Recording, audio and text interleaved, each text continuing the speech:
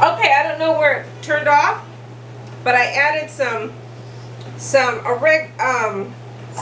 leaf parsley, and I added some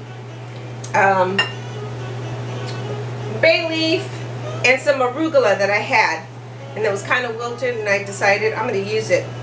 And then it has the broccoli, 21 seasonings, salt, pepper, onions. These are the onions that are going to go in there.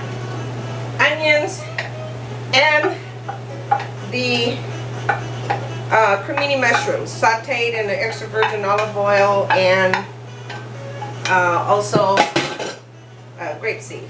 So let's mix that up. It's done.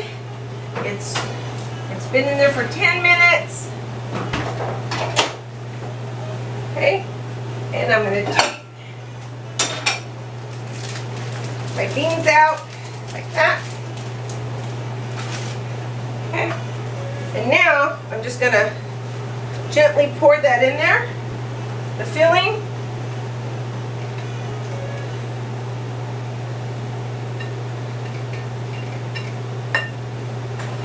I'm going to go ahead and